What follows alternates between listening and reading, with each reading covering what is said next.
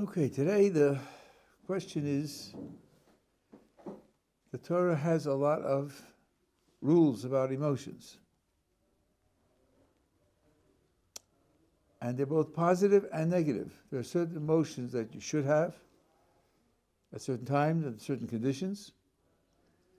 And there are certain emotions that you shouldn't have. So, for example, we're commanded to love HaKadosh Baruch Hu, should be under all conditions at all times. To love fellow Jews with some conditions. To love converts, even though they're already fellow Jews, but there's a special mitzvah to love converts because they may need special support. There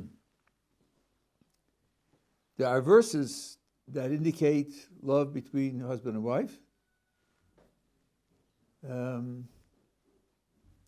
Then there is an injunction to hate evil.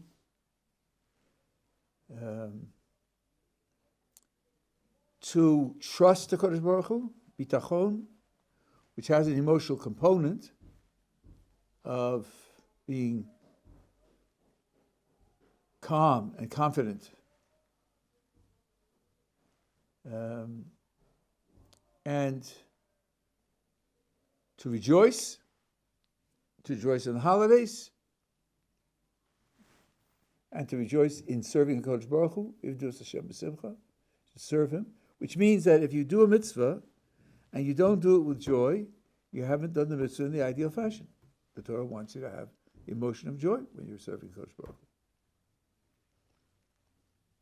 Hu. Also, don't hate your brother in your heart.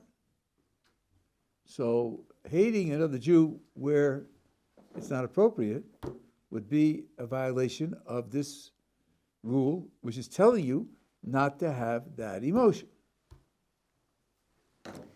And faced with all of these rules for emotions, a natural response is to say, this is terribly unrealistic. People have emotions, unless they drug themselves out, they have emotions. Maybe you could tell me, if I have an emotion, how I should act. Maybe if something happens and I'm upset, tell me, well, don't cause damage, don't insult, don't hurt. But the emotion is something that happens to me, just something that I feel. So how can I obey instructions to have emotions? To love. I mean, you love those whom you love, and you don't like those, and it changes in life. Sometimes you grow new loves, sometimes you lose old loves, but it seems to be something that happens to you. I think this attitude, which makes the problem, is unrealistic. I think it's superficial and unrealistic. So let me give you some practical examples, which almost everybody goes through regularly. You've decided to throw a party. Now you have decisions to make. Who to invite, what time of day or night, what food and drink to supply. I won't mention what you want to inhale or maybe inject. I won't mention those. What kind of music do you want to play? Lighting. Will the lighting be bright? Will the lighting be soft? These decisions that you make, how you dress, will affect, among other things, the emotions that people will feel at the party. And you know that, and you're planning for that. If you have joyful music and bright lights, and you have people who enjoy each other's company and who know each other, don't have to overcome social awkwardness and so on and so on. And you're playing upbeat music, then you'll have a kind of exciting, upbeat time. If the lights are low and the music is soft, and people don't know each other that well, so it'll be a kind of setting in which people will get to know one another, the emotions will be very different. So you can control the emotions that you feel by controlling the external circumstances. that you're living in. Think of dress. How do you decide what to wear? Well, one big thing about what you wear is people who see you are going to make an initial impression of you by seeing what you wear. And you know that. Not only do you know that, but clothes designers know that, and people who advertise clothes know that. And then at different times of day and at different circumstances, you want to make a different impression. I don't know, there's something, I was never an executive in corporate America, something called the power suit. You put that on when you want to negotiate and you want the other person to feel that you're powerful and be a little bit afraid of you. You wear that kind of clothing. You don't wear that to a cocktail party. You want to make a different impression, so you wear something different. So the clothes that you wear can control not only the emotions that other people will feel and reflect to you, but also when you put on clothes, you feel differently. When you'll have children, if you belong to this section of the Jewish people, where 13 is a big deal for a boy, and one thing, he gets a new outfit. He wears a new set of clothes. Gets a hat and a jacket of a certain type. You'll see the transformation in the child when he puts on those clothes. He's much more mature. He's much more responsible because he put on those clothes. So you can use that to affect your own emotions. It used to be said in English, maybe 150 years ago, the year I was born, I'm so angry, I'm going to go chop wood. And what does that mean? Well, it doesn't mean I'm so angry and so full of energy, now's the time to put up wood for the winter. That's not what it means. What it means is to support a vigorous emotion like anger, you have to have bodily strength. If you do something to drain your bodily strength, you won't feel that anger. There's a whole big machlokes among the psychologists to what extent emotions are depicted in the body. Something they're totally bodily, something they're a combination of psychological factors and bodily factors. Okay, but the body plays a role. The body definitely plays a role. Some people tell me if they're upset, anxious, they have a number of strategies. They put on music, certain type of music, calms them down. Or they call up a friend. They know talking to that friend will calm them down. Or they'll go for a walk in the forest and distract themselves with the beauties of nature. This is a way of controlling your emotions. So we're not really helpless with respect to our emotions. But the false picture that's painted when you ask the question is, can I just decide to have an emotion? That seems utterly unrealistic. In all the years I've been teaching, I've only had one student who actually said, sitting here in this room, he said, yeah, I could just decide to be happy and I'm happy. I could just decide to love somebody and I love them. I said, well, you're from Mars. I don't know who you are. I don't know how you work. I don't know. I can't imagine what you're talking about. But for all of us, by controlling the circumstances, we can have a big effect on our emotions. Now let's take, for example, joy. I mentioned that joy is something that's appropriate for Shabbos, even though in the Shulchan Aruch it doesn't mention it because it says "V'samachta b'chagecha" in your holidays. But all the zmiros, all the songs of Shabbos mention joy. And you ask yourself, let's see, we're here now. Shkia now is about 4:40. So like it's 4:30, 10 minutes to happiness. Okay, here we go. Bang! Joy. But think of what happens on Shabbos. Shabbos, you put aside all your weekday affairs and your projects, and you spend the time in prayer, in song, in banquets with people, hopefully whom you love and you're comfortable with and you're friendly with, and there's words of Torah. Why shouldn't you be happy? I mean, you've created a little bit of Gan Eden, a little bit of Olam Haba, like Chazal say, right in the here and now. You've created an ideal environment. Why shouldn't you be happy? Why shouldn't you be joyful? So it's not a surprise or a paradox that you could be happy on the clock. You control the circumstances that will happen on the clock. And that way you can be happy and you can be joyful. So the question becomes, when the Torah has instructions for the kinds of emotions we're supposed to have, what practical measures can we take to generate those emotions? And this is a whole category of mitzvos where the Torah says, I'm obligating you to arrive at a certain end, but your access to the end is through a certain means. And it could happen that you'll exercise the means and the end won't come about. But that's what you have to do. You have to exercise the means in order to get to that end. The great example of this type of mitzvah is procreation. The mitzvah is to have at least a boy and a girl as your offspring. Well, I don't have to give you instructions how to do that, but obviously what you do doesn't guarantee it. Your job is to do what needs to be done so that you trigger the process. And the process either will happen or won't happen. So the mitzvah is to have the children, but what you practically are required to do is do those things that could bring about children. So the same thing is true here with emotions. The mitzvah is to have certain emotions and not have other emotions. And what that requires you to do is control your circumstances, control your behavior in such a way as to generate those emotions or eliminate those emotions. And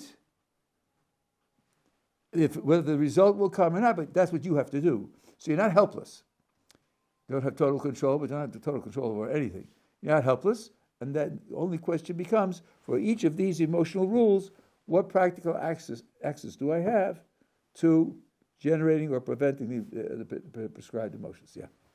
So that would entail someone being able to control their state of consciousness. Like, for example, on Shabbat, the whole advantage you could have is to be present. Because if you're present, you're not focusing on, my week was rough. I had a fight with my wife, with my kids. So that would lead someone to be, maybe very either angry or regretful that they were acting that way. But if they can remain present in this moment, okay, right now my relationship with my wife is okay. The kids are okay. We're at a meal. That would allow someone, but some people don't really have that willpower or ability to remain, in a state of consciousness where they're present. They might just be, lingering in the past and dwelling on it. Okay, so you're doesn't have the ability to do that. You're raising, by the way you structure the question and the vocabulary you're using, you're raising a subject about which I have considerably vigorous feelings. I'm not so impressed with the idea of living in the present. I'm not so impressed with that. I'll give you the example. I read about this in Games People Play by, what's his name? I'll think of his name. I have trouble with names. About 50 years ago. Yeah, I was living in Boston at the time, so it's fall. The trees are in gorgeous, gorgeous colors. I'm driving to the university to teach, and I'm reading about being in the present. Look at the foliage. Look at smell the freshness of the air and the beautiful sun, and so on and so on. I hear that. But let me ask you a question. Let's suppose that on this fall day, driving in the Boston area, I'm on my way to a court hearing where I'm accused of committing a crime, and if I'm convicted, I'll go to jail for life.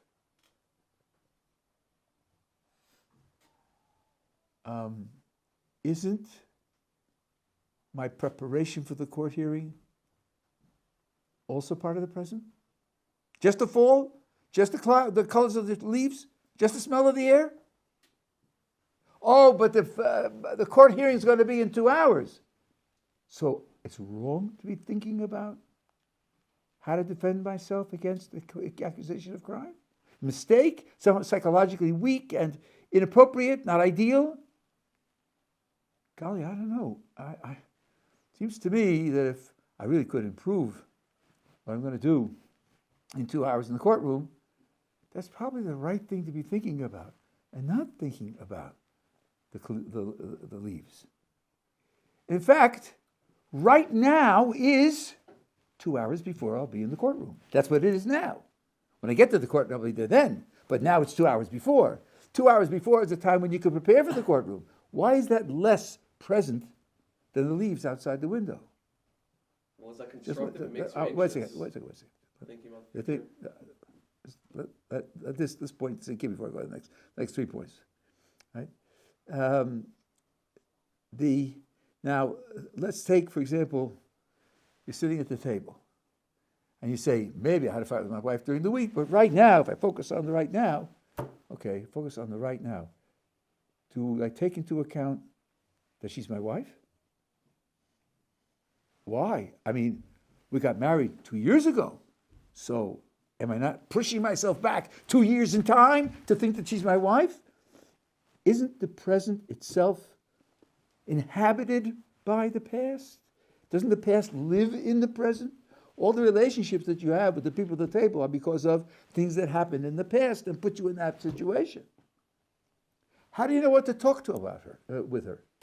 Well, you had experience. These kinds of topics interest her, and so forth and so on. These kind of bore her, these irritate her.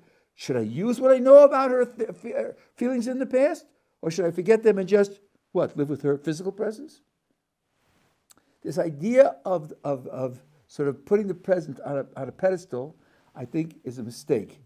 It can be a corrective for certain problems. It can be a corrective. But to say that you're somehow more alive, more healthy, more integrated, more synchronized, more focused when you're focusing on the present around you, usually that means your physical surroundings and just your physical surroundings. And that's very shallow.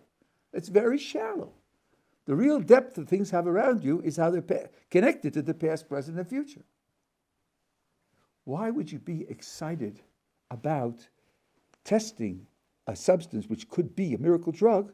Why would you be excited about that? Because when I put it in, the meter will go up? No, because I'll save millions of lives in the future. Why should I be thinking about the future? I shouldn't be thinking about that. I should be thinking of putting it in and seeing if the dial goes up. No. The whole interest of the present often is in what it will contribute to the future. So I don't think this emphasis on the present I don't think it's coherent philosophically, and I don't think it's right psychologically. I think it's a mistake.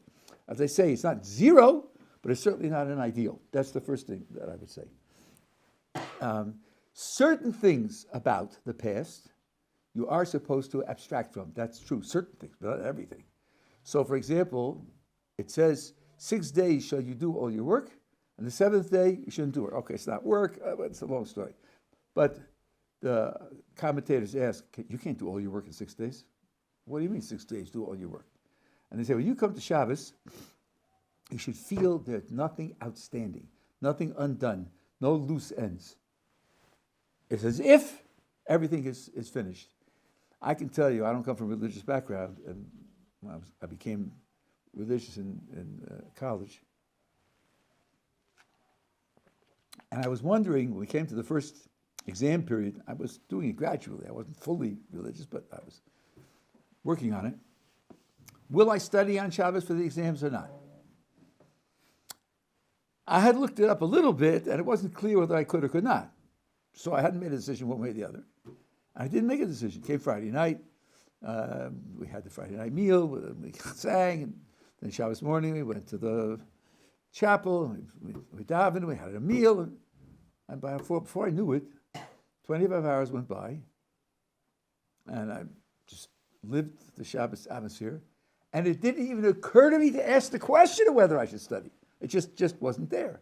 I thought, wow, I really got to the point that, But I have certain things that I study on Shabbos, and I'm working up to a certain schedule. I'm keeping up to that schedule. And the fact that last week I did this, next week I want to do that, so in the meantime I have to do this, doesn't detract from the Shabbos study because it's a schedule and I'm keeping up to a schedule. That doesn't detract. It doesn't detract from that, and so forth and so on. So it's not abstracting from the past and future and living in the present. It's putting certain things about the past out of your mind. So that I think is but you see now you're now, I think this whole remark is on the side of, well, it's a matter of mental control, and you have to focus your mind in a certain way, and that's what's going to be the key to achieving this state of emotion, whatever it is that you're supposed to have. I'm offering another perspective. It's not a matter of mental control. It's a matter of controlling the environment and controlling your behavior. And by controlling the environment and controlling your behavior, you will thereby have an effect on your emotions. Let's take, for example, you have a friend, and it's Sunday afternoon, you decide to decide what to do. And one of you says, let's go to the museum, and the other says, let's play chess. That's going to make a big difference in your emotions, because chess is a competitive game. And there's going to be feelings of aggressiveness and win and loss and good move and bad move and so forth and so on. Whereas if you go to the museum, typically it's an exchange of feelings and ideas and thoughts, and it's much more relaxed and much more cooperative. Choosing the activity will then have a large effect on the emotions that you will feel. So it's not so much can you focus your mind as can you structure your environment and your activities in such a way that you will achieve the emotions that you want to achieve. That's the shift that I'm suggesting. So, for example, don't hate your brother in your heart. There's a story about Rabbi Salanter, which I saw in the writings of Rav Dessler, which illustrates this in a very beautiful way. Rav Dessler was coming, he lived in Europe in several different cities. I don't know which part of his life this happened, but he was coming home on a train. And the trains of those days in Europe, they had small compartments, like a bench for three and a bench for another three facing each other, and then a window, and then another compartment. So he's sitting on the train. And of course, our great scholars, many of them dressed like everybody else. If you looked at him, you wouldn't know that he was different from anybody else. And in that little compartment with him was a young Jewish man, maybe he was 20, let's say, who behaved in a very impolite, insensitive, irritating manner. Talking loudly and toughing off remarks and being caustic and so on and so on. And as it happened, that young man got off the train in the same place where Rabbi Salanter got off. And there was a group of people waiting for Rabbi Salanter. He was a well-known, well-respected authority. As he got off the train, Rabbi Salanter said to one of the people who came to greet him, "See that fellow over there? Follow him and find out what he's doing here." So he did. Came back a while later and said, listen, he came here to take an exam to become a shochet, to become a ritual slaughterer. So Salanter said to keep track of him and find out whether he passes or fails the exam. And he failed the exam. Now, he had come from his hometown. He came to take the exam. Chances are he was hoping to pass the exam. Chances are he wouldn't have the resources to spend the time to have to repair his knowledge and so forth and so on. So Salanter sent him a message and said, I understand that you need to stay unexpectedly. Come and live with me, and I'll teach you the material for the exam. For nothing. Well, he had no choice, so he did. And it took several months. And after the several months went by, he took the exam and he passed it. And before he left the town, he said to Rabbi Salanter, I remember the train ride. And I remember how I behaved. And you have really taken such exquisite care of me. Why did you do that? Rabbi Salanter said to him, I have a rule. When somebody does something that's irritating, that I forgive him right away. That's my rule. But how could I be sure that really, with all my heart, I forgive you? And there's another thing about the heart. If you invest in someone, then you want him to succeed. And if you want him to succeed, then you won't be irritated with him. You want his good. You want his benefit. So I thought, what can I do to invest in you so as to be able to identify with you so that I'll be happy when you succeed? And this is the way I did it, by giving to you in this manner. I did it in order to root out any residual negative feeling that I might have have against you in my heart. Here is a beautiful example of what we're talking about. It's not a question of, inner focus and shifting your thoughts and so forth and so on. It's doing something, but doing something that has an effect. Now, this is in an essay by Rav Dessler called Kunshas HaChesed, the essay on loving kindness. And in it, he asks a more general question: how do you come to love people? You're told there's a mitzvah to love other Jews. How do you do that? And he said there's a rule of psychology which is the opposite of what we normally think. We normally think, who do we invest in? Whom do we benefit? Whom do we wish to contribute to? The people whom we love, because they're the people that we care about. He said the rule is the opposite. Who do you care about? Whom do you love? Those are the people whom you invest in. It's the investing that brings about the love, not the love that brings about the investing. After you love them, of course you'll want to invest in them. Why do people typically, hopefully almost universally, love their own children more than they love other children? Because they're investing in them all the time. Because they're vested in that child's success. And when they do something and the child actually improves from it, that brings about the closeness and the identification. So it's because of the investment. So what you can do, he said, is invest in someone, and by investing in that person, you will come to feel for them. You'll come to care for them. That's how you can bring about that love. He's taking a verse in the Torah, which is very widely discussed, and taking it, I think, in a very extreme, literal manner. Love your fellow Jew as, not neighbor, it's a wrong translation, your fellow Jew as yourself. He's taking it not as much as yourself, but love him with the very same inner love with which you love yourself. In other words, take your love for yourself and spread it around. Don't limit it at the surface of your skin. Spread your self-love around. So you say, how do I do that, Rabbi? I mean, I'm me, and he's not me. He's not myself. How can I spread it around? And the answer is, spread yourself around. Spread yourself. Who says yourself? The self that occupies the center of your being has to stop at the edge of your skin. Now, I'll give you an example. You're walking down the street with someone whom you love, and some stranger walks up and insults the one you love right there in public, in your face. And you say to that person, I want you to know, I take that insult personally. Now suppose he says, stop fooling yourself. I insulted that person's person. I didn't insult your person. So what do you mean you take it personally? Is he right? No, he's not right. Because I can identify with the other to the extent that what happens to the other happens to me. I'll give you another example. You'll have children someday.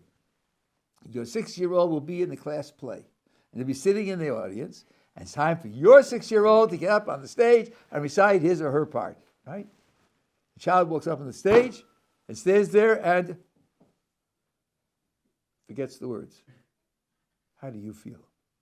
Well, your stomach is in your shoes. You're dying. Talk. It's when it was raining, and then he went outside. When it was raining, now if somebody else's kid is up there that forgets his lines, you don't feel that way, and you're certainly not thinking, he's 6 years old, forgot his lines, he'll never get a shidduch. He'll never get married, because they'll remember, they'll have a video of this, they'll say, don't marry him, because when he was 6, he forgot his lines. No, it's my child. And he's there, and he's stuck. My child is stuck. And I experienced that because I've invested in him. I love him. Because I love him, he now is as central to myself as what's inside this body is central to myself. So this SELF can spread, and if the SELF spreads, then the self-love comes to include the other as well. That's Rav Dessler's analysis. It's a very deep analysis, a very subtle analysis. I told it to you now the correct way.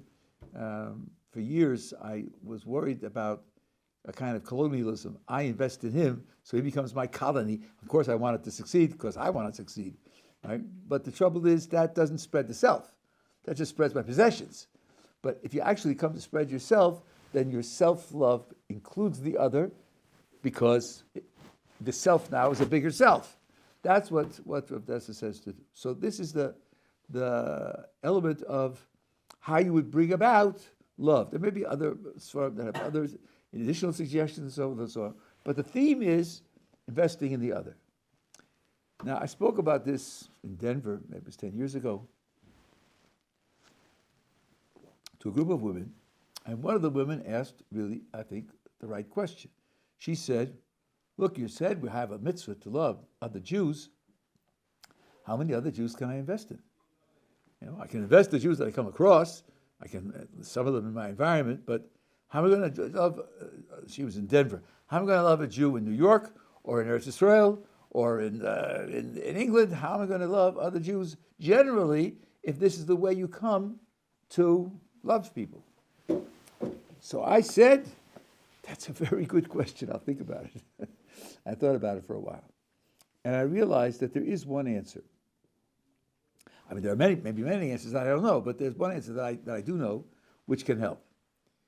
What happens in prayer? It's obvious that the prayers are all in the plural. It's never I'm asking, it's we are asking. I'm never asking for myself, I'm asking for us. Yes, you can get yourself in. You say, the Jewish people needs good health, and I'm a Jew, and I also need good health. But you put yourself in under the people. That's why everything's in the plural. Now, our understanding of prayer is that when you ask HaKadosh Baruch Hu for something, that's one reason he has to do it. Which means by asking HaKadosh Baruch Hu for something, you're changing the probability of the outcome. You're making it more probable that it will actually happen. This is what's called in Hebrew shtadlus. You're making an effort to make it happen. So when you say, please give health to the Jewish people, by saying those words, you're doing something to improve the health of the Jewish people. In that way, you have in mind all Jews everywhere. So that statement is an investment. You're making an effort to improve the situation of all Jews everywhere. That's your investment in the Jews everywhere. And through that investment, you can come to identify with them and love them. I have heard of a very, very striking illustration of this. I don't know if you remember this. I think it's like 6 or 7 years ago. There was a class trip of a girls' school from Brooklyn. They went to some forest in Massachusetts, and they were traipsing through the forest, and one of the girls got lost. And there were calls out, busloads of people from Brooklyn went up to traipse through the woods and try to find her. And of course, the police were there. And eventually they found her. I don't know, it was 12 hours later or whatever it was, they eventually found her. Now, there was a woman in Los Angeles who was teaching a class, and the word came through that they found this girl, and she burst into tears. She's teaching the class, standing there in front of the students, and all of a sudden she's crying. So the student said, why are you crying? And she told the story. And one of the students said, well, was the girl your sister? Or your niece, or part of your family? And she said, no. So the girl said, so why are you crying? And she said, because she's a Jew. She was a Jew in trouble. In other words, the girl couldn't understand why the teacher was emotionally involved with someone whom she didn't personally know. And she said, when a Jew is in pain or in danger, so Jews elsewhere feel that. They feel that. So it is possible to achieve that. Her tears were tears of joy, tears of relief that they found her. And the way of doing it is to be concerned with and investing for. So prayer is something that is universally done. Whenever there's a problem, anywhere in the world, there's special prayers are set aside. Even sometimes fasting is set aside. When the Jews were being punished in the Soviet Union, Most of you don't even know what those words mean. The USSR. What do those initials stand for? Ask Google, you'll find out. Of blessed memory or of cursed memory, it's gone since the 90s. It's not so terrifically good there now, but it's nothing like it was then. And people sent representatives with supplies, religious supplies, including kosher food, and including tefillin, including the sidurim, because the Soviet Union didn't allow them, and we were trying to sneak them in. And of course, the KGB knew about it, but they decided which ones to allow through, which ones not to allow through. If they allowed you through, that was because they wanted to trace you and see who you talked to. My brother-in-law and sister-in-law went to the Soviet Union during that period, and they were told, bring along a magic slate. You know what a magic slate is? You write letters, and you pull it up, and it erases them, right? Because every room was bugged. They didn't have cameras in those days. They just had audio. And they didn't care if you understood, because one of them said to the other, boy, it would be nice if we had some ice. And 3 minutes later, there was a knock on the door, here's your ice. They didn't care if you knew they were surveilling you. Because that's what they do. They follow you around. So we sent in these things, and people received them. And there was the SS, who was there at that time, became a scholar there. Because people smuggled in this book and that book. The Russians are tough. And they're capable of sustained effort, systematic, consistent effort. And one of the people from our yeshiva went in, I had a sefer for him, and he said, I already learned that. Anyway, so this sense of responsibility for everyone, which leads us to want to contribute to everyone, that is an investment in everyone, and that's something which enables the love to take place. An example of this, which you can see for yourself, a really astonishing example. Take a look at the private telephone book of religious neighborhoods. There's such a thing as a gamach. Gamach stands for Gemilus Chesed. It means kindness and support. People take upon themselves voluntarily to support things for the local community. So one person will store in a warehouse tables and chairs when you have a simcha and you need more tables and chairs than you have, you go to him and borrow and take it back. Or they will have people who know will offer free tax advice. Or there are medicine gemachs, which is a little tricky because of legal regulations, but the person running it has to have some medical knowledge, and they store medicines. And usually, the person who comes with a prescription, so you know that the person needs that medicine. What happens? It's 3 o'clock in the morning, and most of the pharmacies are closed, or it's Shabbos or a holiday, and they can't travel to get it. So they come. My wife, my Rabbi has a gamach, and you just do this. It takes hours of time, and you do this for the community. Then you have imaginative ones. The lost child gamach. It's Shabbos afternoon. Your kids are downstairs playing, and one child goes missing. What do you do? So what happens is this: when somebody else sees the child is wandering, that person picks up the child and takes him to a family who has volunteered to house lost children on Shabbos. And then the parent, when he realizes that the child is lost, goes to that family and finds his child at that family. Okay, so that means on Shabbos, you can have any number of these children, because we have big populations, so they all play in the street and so on Shabbos. And some of them are crying, and some of them need attention. Yeah, but that's what I do to contribute to the welfare of the community. I live in Har Nov. There are 60 pages listing gamachim just for Har Nov. Money. There are many free loan societies. Just people need money. Something happened, they need money right away.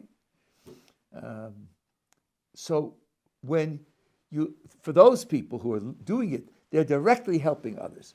Some people will help them, will contribute to them, the things that they.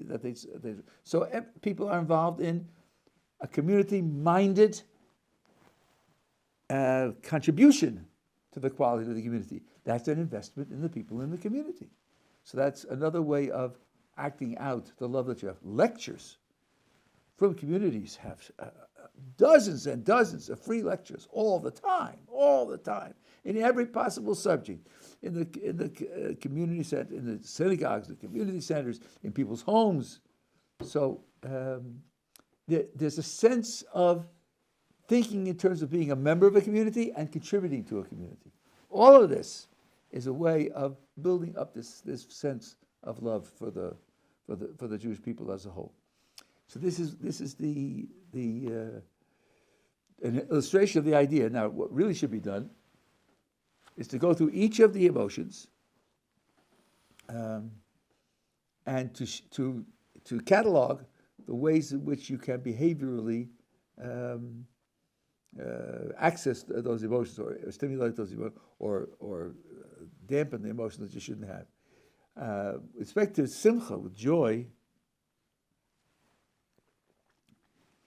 I know of one direct way, because it worked for me personally. I didn't figure it out, but it happened, and that is joy, like many emotions, is contagious. You ask people, he paid a ticket to go to a big sports event. Yeah, you say to him, listen, you sit at home, you have screens, the screens cover the event from every possible angle, and you'll have perfect hearing, sound, and why would you spend all the money and time and effort to go to the arena or the stands, wherever it is, where it's being played? Your access to the information, the visual information, all of it is much better at home with the devices that we have. And one answer is, when they score a goal and 50,000 people leap to their feet cheering, you don't get that at home. You get the sound, but you don't get it. When it's at the stands, when the emotion involves you because you're part of a group that's feeling that emotion. Now, that means you can stimulate emotions by associating with such groups. I don't mean pledging allegiance and being there 24/7, but going from time to time. From between Pesach and Shavuos, we count the Omer, how many days it is in the Omer. And some people make a blessing and count it. It takes about 23 seconds. There are various psalms to be said, and there's a meditation to be said beforehand, and a person does that, it could take 5 minutes. Go to the Dushinsky Hasidim, who are over here, on Shmila Novi, which I did 40 years ago. It takes them about a half hour. It takes them a half hour. And the roof is shaking. The roof is shaking. Every word is said. Every word is yelled. Every word is screamed. They're screaming at the top of their lungs. Right? You walk out of there, you really counted the Omer. There's no question about it. It's a different experience altogether. And even if you don't go back there, it's stored up in your experience as something that you associate with. You think, I'm counting the Omer. So it takes on a deeper cast. I had the great privilege of being with my Rabbi Zatzal for 47 years. How many Shabbos did I spend by him? I don't know, 200. I can't count. And when you saw him do a mitzvah, and there was nothing demonstrative about him. But for example, Friday night when he made Kiddush, it was clear to all of us that that's the last Kiddush. Now here's what I mean. I don't mean that he's in danger of dying. But this Kiddush is coming once, and only once. It'll never come back. Next week is a different Kiddush. It's a different mitzvah. You have a one-shot chance at this mitzvah. Don't flub it. Don't miss it. Give it your all. That's the way he did mitzvahs.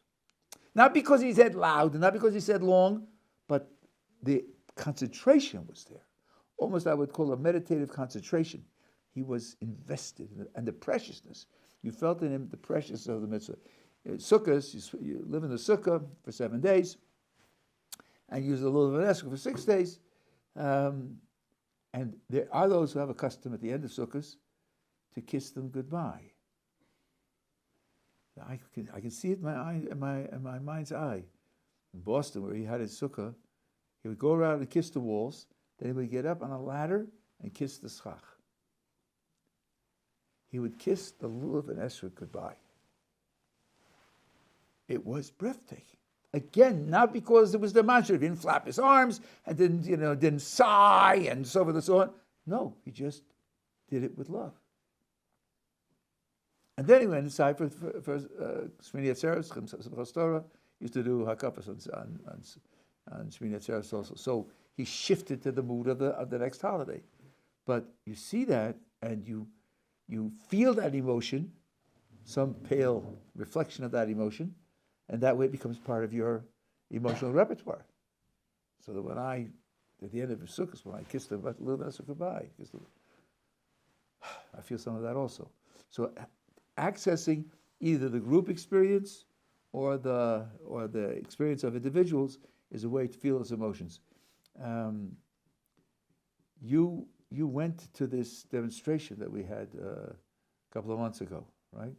About the war and the other things. Just being together with a lot of people and feeling the power of a group of a lot of people is also emotion. That's very precious. The Rov Am Hadras Melech, in the multitude of the people, is the glory of the king. And the glory of the king is something that you should feel, among other things. Now, that's why, for example, usually when there's a funeral, in this country, with our people, a funeral could involve, I'm not exaggerating, 250,000 people. They come from all over the country, clog the streets for hours. I saw them. I saw when Rav Moshe was nifter. I saw when Shlomo Zalman was nifter. The feeling of majesty, the feeling of a gigantic community of unity, the feeling of shared vision, shared values, shared priorities, all of that is a very, very precious set of emotions. So participating in that kind of experience is a way of gathering those emotions. Shabbos is a day of emotions. That's why it's so crucial. Every educational institution either provides a Shabbos program for its students, which is an inspiring program, or provides and tries to influence them to spend the Shabbos with a religious family to absorb those emotions also. The bottom line here, as my Rabbi stressed, the Torah is also a Torah of emotions. It has mitzvos for emotions, it has requirements for emotions, and those things have to be taken seriously. And one of the things you want to check as you grow in your attachment to the Torah way of life and in your performance of the Torah way of life is whether your emotions are in line also. It's not enough just that your behavior and your ideas should be in line, but your emotions should be in line also. And if that's not happening, then you have to explore what steps should be taken to at least work on it and make progress on it, because that's part of what it means to live as a Jew. Questions?